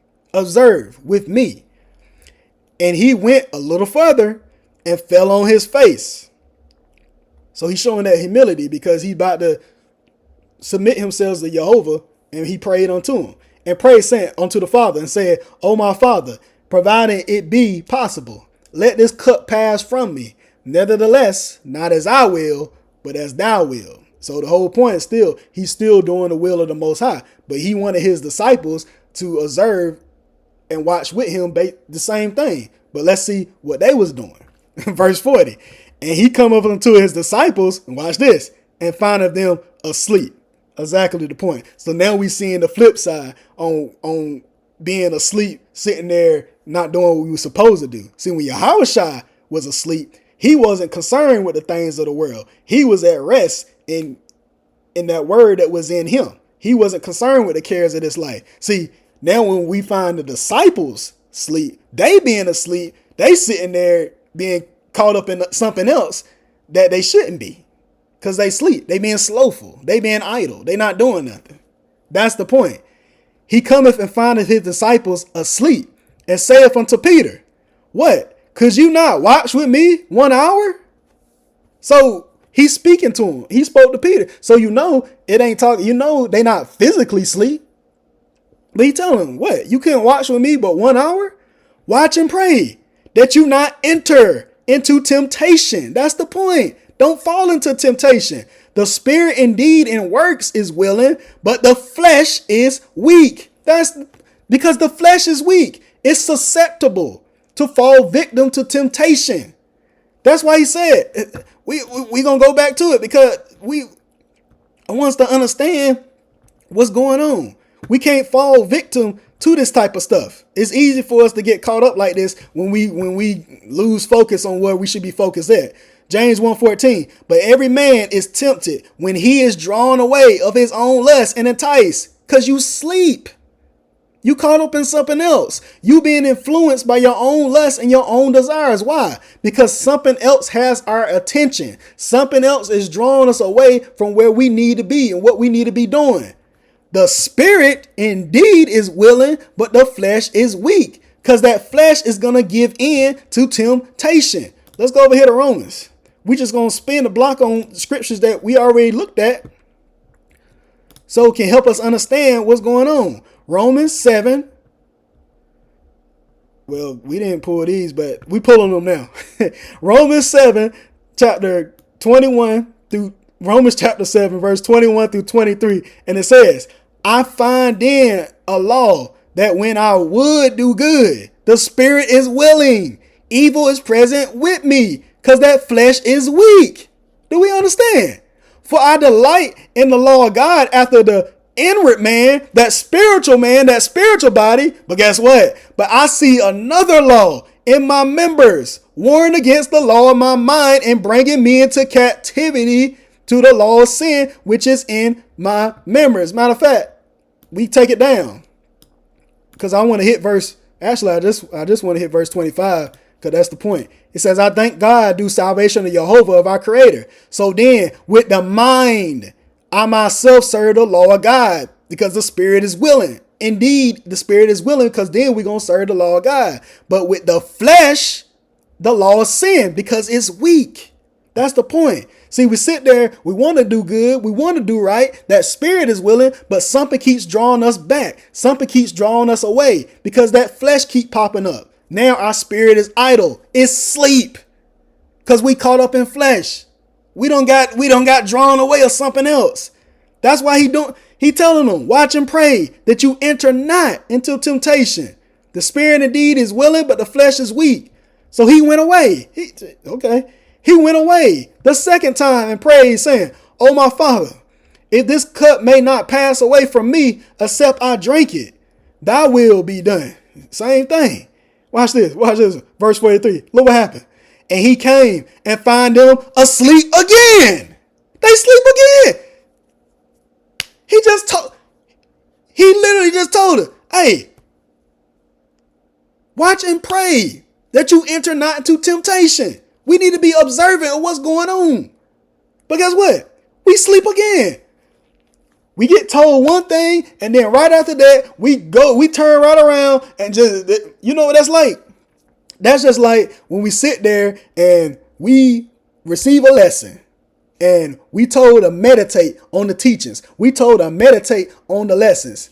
And guess what? Soon as we receive that teaching, soon as we receive that lesson, what we do? We turn around and we go do other things we want to do. We sitting there, we going through our phones, we watching TV, we playing a game, we out there going movies, we doing everything that we want to do in this world according to the flesh. And guess what? Come back around. When we come back around and then we receive another lesson, we ask, did we meditate? Well, we say, no. Why? Because we sleep again. This is what happens. This is how we get, this is what we do. Understand, this is what we be doing. And say, he went away again the second time. Verse 43, and he came and found them asleep again. We still caught up. We still caught up in the cares of this world. For what? Their eyes, their understandings were heavy. Exactly the point. Why? Because they burden. It's heavy. Their understanding is heavy. Because they burden with the cares of this world. We're going to show it. We're going to prove it. Let's go over here to second, where I'm going? Second Esdras? Yeah, second Esdras, chapter 14. And we're going to hit verse 14 and verse 15. He tells right here, he said what? Let go from the mortal thoughts. Cast away the burdens of man. Put off now the weak nature. Why? Because that dang flesh is weak, but their understandings were heavy. Why? Because they caught up in these mortal thoughts, these burdens of man, and set aside the thoughts that are most heavy unto thee. These heavy thoughts. These heavy thoughts, these sorrowful thoughts, just heavy, just burdened down by all these fleshly, worldly, carnal things that you worried about. And hasty to flee from these times. That's why we're supposed to be casting this stuff away from us. But we sitting there, we heavy. We weighed down by it. We worrying about stuff. We focus on other things. We distracted with other things instead of what we should be focusing on. We worrying about everything else. So if we can't, we cannot allow ourselves to be consumed in our own earthly thoughts and our own vain imaginations. How can we focus our attention fully to what we need to be doing if we burden with these heavy thoughts, these understandings that shouldn't be in our mind, that we caught up in? We burden down with this heaviness. This is what's going on. You worried about this. You worried about that. You concerned about this. You concerned about this. What about this? What about that? I don't know what's going to happen here. I don't know what's going to happen there. I'm worried about this. That's all we do. Jehovah told us, let go from these things. But guess what? I understand it's heavy because we allowing these things to burden us down. We done got distracted. We done lost focus. Why? Because we sleep. We too caught up. We too caught up in this world. And we ain't doing what we supposed to be doing. That's why you see this over here in Proverbs. Proverbs chapter 19 and verse 15.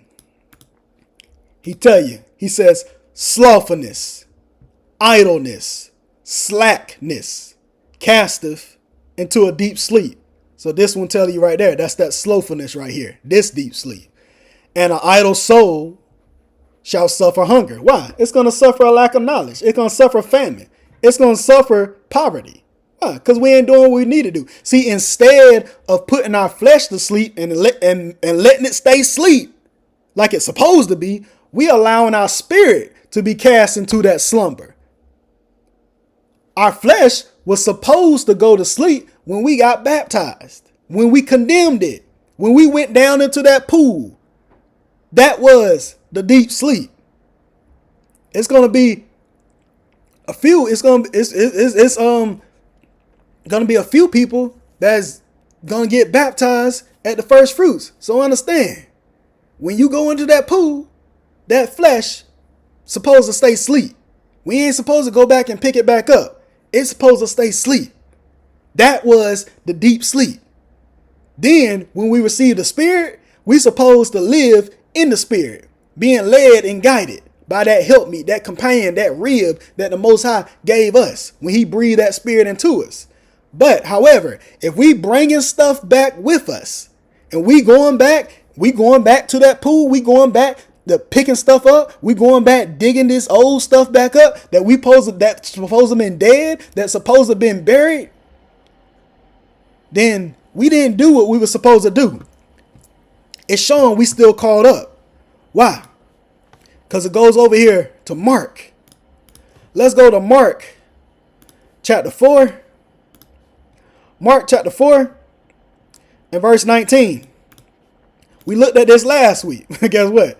It coming up again because it all tying together. Mark chapter 4 verse 19, and it says, "And the cares of this world, and the deceitfulness of riches, and the lust of other things entering in, choke the word, and it becometh unfruitful." That's the point. So this is what happens when we allow other things to come in and take our attention away from focusing on the Most High God. When we sit there and get caught up in everything else than what we actually should be doing. That's why we can see this here when we get back over here. We go back to Matthew chapter 26. We're going to hit verse 44 down to 46. He said right here, and he left them. So he left them again. Like, all right. And went away again and prayed the third time. See, Yahushua is not changing his focus. He's going to stick to exactly what he's going to. That's why he was our example. That was the whole point. Nothing's changing. His focus still stay the same. Then cometh he to his disciples and saith unto them, "Sleep on now and take your rest." Go ahead. You sleep anyway, so go ahead and take your rest. So he telling them, go ahead and rest in whatever you're going to rest in, whatever you holding to. Because at this time, you see, they was more concerned with other things. But the whole time, he was trying to get them to transition from the carnal to the spiritual, from seeing things physically to seeing things spiritually. That was the whole point. He was trying to get them to transition from that the entire time. But that's the same thing that's happening with us today. Getting us to understand and see things 100% spiritually instead of looking at them with our carnal eyes. But we got to put our spiritual caps on and see things the way we should be seeing it. That's the whole point. But if we sleep, if we sitting there, we being slack, we ain't doing what we need to do, guess what? We gonna get caught up. We gonna get left not knowing what's going on because we're not sitting there doing what we actually need to be doing. We losing focus. That's the whole point. And he said, "Rise, let us be going." So we're gonna keep going anyway. Remember, he is at hand that doeth betray me. So this is what's going on. So we can see the difference here in being asleep. See, once we condemn that flesh, then it should be sleep. We shouldn't be operating in the flesh. We should be concerned. We shouldn't be operating in the flesh once it's sleep. And we shouldn't be concerned with the carnal worldly matters because the Spirit of Jehovah should be the only thing that operates within us. But if we wake that flesh up and we go back and pick it up, we go back to the flesh and go back to these worldly concerns and these worldly matters, then our spirit is going to be idle. Our spirit is going to be asleep. Our spirit, we're going to be slack. We're not going to be doing nothing. We're going to be more concerned with other things that come in, such as deceitful riches, lust of other things that enter in, choke the word, and come unfruitful. Because we let all these other distractions come in. We're going to continue to be burdened down with heavy eyes, heavy understandings, these burdens of these mortal thoughts that weigh us down, these things that's going to happen. So we have to make sure that we put in that flesh to sleep and let it stay asleep. Don't pick it back up. Don't go back to it. Because that's when Jehovah can seal those instructions within us. Because that flesh sleep now. He can be that influence on us. That inspiration that guides us and teaches us and directs us and gives us counsel. And these are the things that should be happening. So when we get back over here to Job, he tells us. Job 33.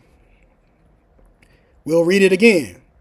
15 down to 17. In a dream, in a vision of the night, when deep sleep falleth upon men, and the slumber is upon the bed, then he openeth the ears of men and sealeth their instruction. So that's when he gonna seal that direction, that counsel, that way, that path we should be going. Then that he may withdraw, that he may separate man from his purpose and hide pride from man. But you see, from his is italicized. So it's just there for clarification. But this is telling you that he may separate, withdraw male or female purpose. He may withdraw man purpose. He may withdraw man's purpose. Let me show you. We see purpose, divine plan, but we see will. That will. So we shouldn't be, he going to withdraw us from our own will. I'm going to go somewhere else. See what else is tied to. You see right here, will. What? To separate us from our will. To separate us, withdraw us from our desire, from our purpose, from our intent, from our pleasure, from our choice, from our own counsel. That's the whole point. To withdraw man from his will, from his desire, from his purpose, from his intent, and hide pride from man. That's the whole point. Because once Jehovah seals those instructions within us, these instructions, these precepts, these skills, these gifts within us, then that removes our purpose. That removes our own will. That removes our own intent, our own pleasure, our own desire, and replaces it. It replaces it with his divine plan. See, that's when that comes in. And the intent and the will that he has for our life. In his pleasure and his desire. See, it's a beautiful thing, but we have to be led by the Spirit, because it's only by the Spirit that we can truly kill this flesh, that we can truly subdue the works of the body. It's not by our own power, but it's through Jehovah. That's why he told us this here. That's why he told us, and we go over here to Romans chapter 8. We're going to hit Romans chapter 8. He tells us in verse 13, he says, for if providing you live after the flesh, you shall die. But if you through the Spirit, do mortify the deeds of the body, you shall live. So in order for us to kill the flesh, we say it all the time, like, man, I need to kill this flesh. I need to kill well, how are you going to kill the flesh? It's not through, it has to be through the Spirit. You mortify the deeds of the body. It's by the Spirit. It's by the knowledge that's given. It's by the wisdom and understanding that the Spirit gives us. It's by the Spirit that we can mortify the deeds of the body. So in order for us to completely kill the works of this flesh, this is something that cannot be done through our own will and our own power. It has to be through the Spirit that we can subdue these ways of flesh by the knowledge given unto us by Jehovah's Spirit, and not by our own will, but by doing his will and submitting ourselves unto him. Let's go somewhere. Let's go to Job. Chapter 32, we're going to hit Job chapter 32, and we're going to hit verse 8. And it says, but there is a spirit in man, and the inspiration. So the inspiration, he can even see it. I'm going to go here so we can see how it all ties together. The inspiration. We see inspiration is tied to what? The influence. We see it right there. The inspiration, the influence, the spirit. The inspiration, the breath of Jehovah, inspired by God, the Spirit. We see it right there. But there is a spirit of man, and the inspiration, the influence of the Almighty giveth them understanding. That's the whole point. Why? Because it all comes from God. 2 Timothy. 2 Timothy. Let's hit 2 Timothy. We're going to hit chapter 2. And we're going to hit, 2 Timothy chapter 3. We're going to hit verse 16 and verse 17. He says, all scripture is given by the inspiration of God, and is profitable for doctrine, for reproof, for correction, for instruction in righteousness, that the man of God may be perfect, thoroughly furnished unto all good works. So we see that it's only by the Spirit of God that we can receive understanding. It's only by the inspiration of God, the influence flowing from the Most High, that we can receive reproof, that we can receive correction on the things that we need to make. Those corrections that we need to make in our life. The thing is, we got to come to Jehovah. We got to seek that guidance from him. Not us sitting there saying, well, I'm going to do this differently. I'm going to do that differently. How are you going to do anything different if we don't actually seek that proper guidance from the word of God? We don't seek that godly counsel. See, these are the things that we need to consider. Doctrine, reproof, correction, instructions, and righteousness. He's going to lead us in all these things, that the man of God may be perfect, blameless, thoroughly furnished unto all good works, because all good works come from the Creator. These are the things he's going to lead us in. See, by his influence, by his persuasion on us to drive us in the right direction. This is the point of us understanding why we must be led and guided by him and him only.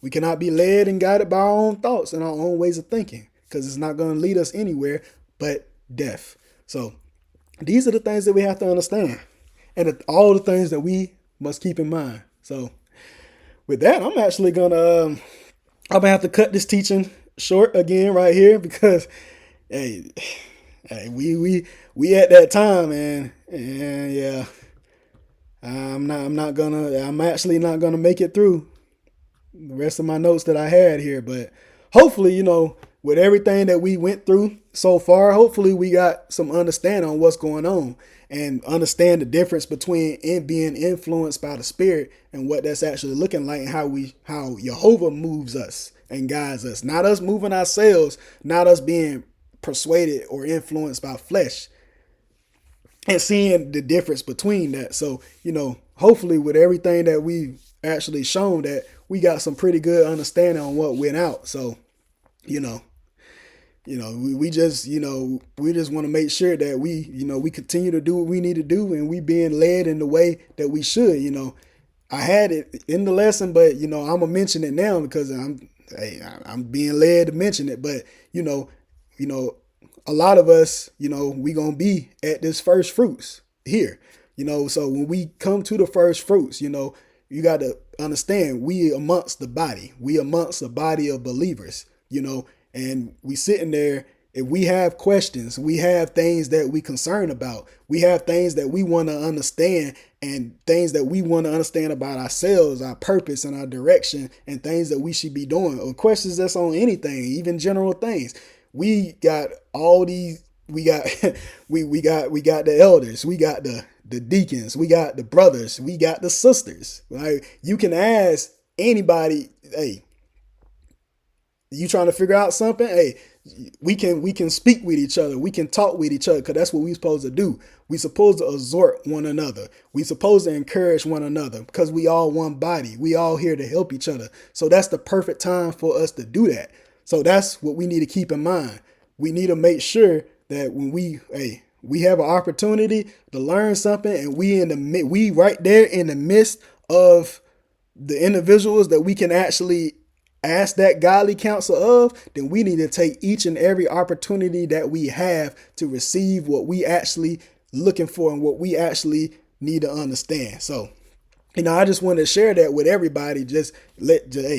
We need to make sure that in everything that we do, we seeking to fulfill the purpose that Jehovah has for us in our lives, and do what we need to do at all times. So with that, I want to, appreciate everyone for tuning in to this lesson.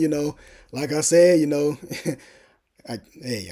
can't wait to see everybody at the first fruits and everything. And then, we'll take it from there, So with that, I appreciate everyone for tuning in this teaching. This was Deacon Ernest James with the King James Bible University. And I would like to say, Shalom.